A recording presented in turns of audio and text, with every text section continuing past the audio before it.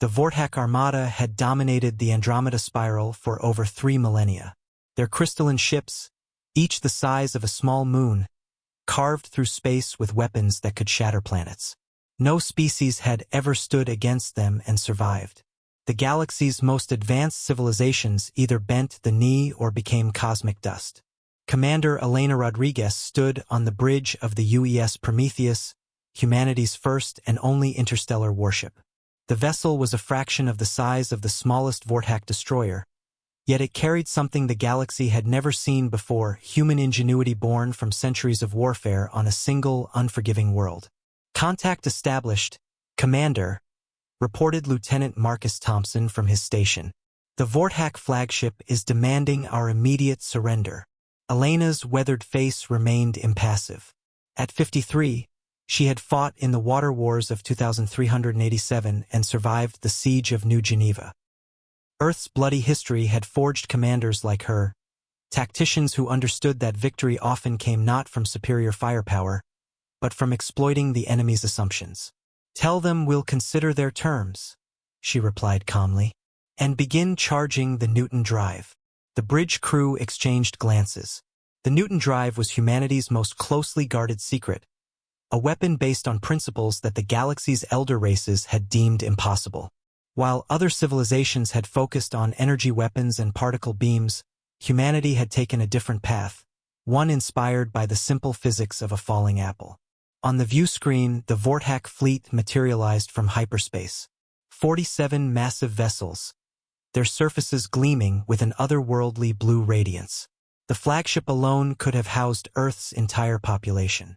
Its weapon arrays bristled with enough firepower to sterilize a dozen worlds. Admiral Kithra of the Vortak materialized as a hologram on the bridge, her insectoid features twisted in what passed for amusement among her species. "Little mammals," she clicked, her voice translated by the universal communicator.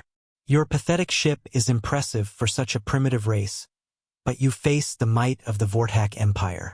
Surrender now, and we may allow your species to serve as slaves." Elena stepped forward, her hands clasped behind her back. "Admiral, with respect, I believe you're operating under a fundamental misunderstanding." "And what might that be, human?" "You assume that bigger means better." Elena smiled coldly. "We learned differently." The Admiral's compound eyes glittered with malice. "Your arrogance will be your species' epitaph. Open fire." The Vortak fleet unleashed a barrage that lit up the void. Plasma cannons and graviton torpedoes converged on the Prometheus, enough energy to crack a continent. But the human ship didn't try to dodge or raise shields. Instead, it simply wasn't there when the weapons arrived. "Impossible!" Kithra shrieked. "No ship can move that fast." Elena watched the tactical display as the Prometheus emerged behind the Vortak formation. "You're right, Admiral. No ship can. But projectiles can." The Newton drive didn't propel the ship through space.